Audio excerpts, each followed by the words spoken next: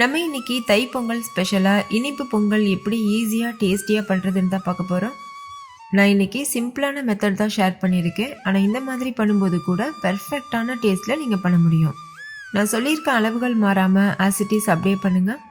பொங்கலோட colour, taste, texture எல்லாமே பெர்ஃபெக்டாக இருக்கும். வீட்டில் இருக்கவங்களாம் என்ஜாய் பண்ணி கேட்டு வாங்கி சாப்பிடுவாங்க. ஓகே, இப்போ வாங்க இது எப்படி செய்கிறதுன்னு பார்க்கலாம். ஹாய் ஃப்ரெண்ட்ஸ், வணக்கம். என் பேர் Abhi. Welcome to Indian recipes Tamil. வீடியோக்குள்ள போகிறதுக்கு முன்னாடி நம்ம சேனல் இந்தியன் ரெசிபீஸ் தமிழை சப்ஸ்கிரைப் பண்ணிக்கோங்க. கூட இருக்க பெல் சிம்பலையும் கிளிக் பண்ணிக்கோங்க.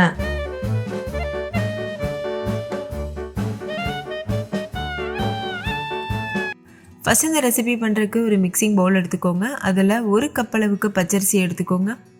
நீங்கள் கடையில் பொங்கல் பச்சரிசின்னு கேட்டு வாங்குங்க. அப்படி இல்லைன்னா பொன்னி பச்சரிசி கூட நீங்கள் யூஸ் பண்ணலாம். நான் யூஸ் பண்ணியிருக்க கப்போட அளவு 250 ml அளவு இருக்கும். ஒருவேளை உங்ககிட்ட மெஷரிங் கப் இல்லைன்னா இந்த மாதிரி அரிசி அளக்கிற படி, உலக்கு இருந்தால் கூட நீங்கள் யூஸ் பண்ணிக்கலாம். ஆனால் எந்த கப்பில் அரிசி எடுக்கிறோமோ அதே கப்பில் தான் எல்லா பொருட்களும் மெஷர் பண்ணிக்கணும். இது கூடவே 2 டேபிள் ஸ்பூன் அளவுக்கு பாசிப்பருப்பு சேர்த்துக்கோங்க. சேர்த்துட்டு தண்ணி சேர்த்து 2-3 டைம் இது நல்லா வாஷ் பண்ணிக்கோங்க. தண்ணி நல்லா தெளிவாக வர்றது வரைக்கும் நல்லா வாஷ் பண்ணிக்கோங்க. இப்போ இது நல்லா கழுவியாச்சு. இப்போ அரிசி முங்குற அளவுக்கு தண்ணி சேர்த்துட்டு ஒரு அரை மணி நேரத்துக்கு இதை ஊற வச்சுக்கோங்க. ஊறினதுக்கப்புறமா இந்த மாதிரி தண்ணியை வடிச்சிட்டு ஒரு குக்கரில் சேர்த்துருங்க. இப்போ எந்த கப்பில் அரிசி எடுத்தீங்களோ அதே கப்பில் 4 கப் அளவுக்கு தண்ணி சேர்த்துக்கோங்க. அப்போ தான் நல்லா குழஞ்சி வெந்து வரும். இப்போ இதை குக்கர் மூடி போட்டு மூடிட்டு ஹை ஃப்ளேமில் வச்சு 4 விசில் வச்சு எடுத்துக்கோங்க. 4 விசில் வந்ததுக்கப்புறமா ஸ்டவ் ஆஃப் பண்ணிவிட்டு ப்ரெஷர் தானாக ரிலீஸ் ஆகிறது வரைக்கும் வெயிட் பண்ணுங்கள். ஓகே, அரிசி வேகிறதுக்குள்ளே நம்ம வெல்லத்தை பாகு காய்ச்சி எடுத்துக்கலாம். அதுக்கு ஒரு சாஸ்பேன் எடுத்துக்கோங்க. அதில் 2 கப் அளவுக்கு வெல்லம் சேர்த்துக்கோங்க. பொங்கல் நல்லா தித்திப்பாக இருக்கணும்னா 2 கப் சேர்த்தா கரெக்டாக இருக்கும். இது கூடவே 3/4 கப் அளவுக்கு தண்ணி சேர்த்துட்டு நல்லா மிக்ஸ் பண்ணிடுங்க. இப்போது ஸ்டவ்வை ஹை ஃப்ளேமில் வச்சுட்டு இந்த வெல்லம் கரைஞ்சி வர வரைக்கும் வெயிட் பண்ணுங்கள்.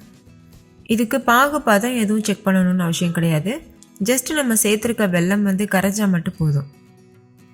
நீங்கள் சேர்த்துருக்க வெல்லத்தில் மண் தூசி இருந்ததுன்னா வெல்லம் நல்லா கரைஞ்சிட்ட பிறகு நீங்கள் வடிகட்டிட்டு யூஸ் பண்ணிக்கலாம். இல்லைன்னா நீங்கள் அப்படியே கூட இது யூஸ் பண்ணிக்கலாம்.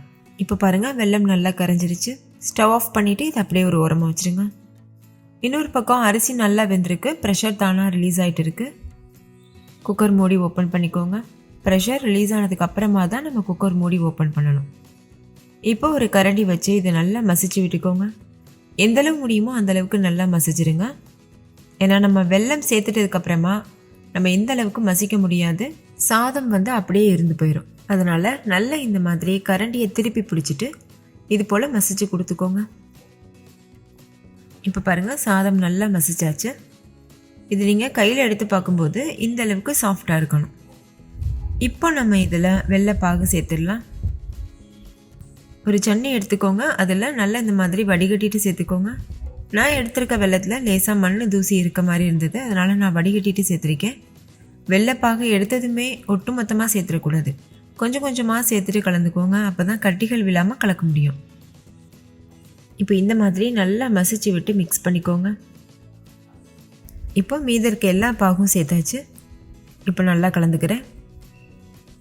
நல்லா இந்த மாதிரி பாகும் அரிசியும் நல்லா மிக்ஸ் ஆகிட்டு வரணும். அது வரைக்கும் நல்லா மிக்ஸ் பண்ணிடுங்க.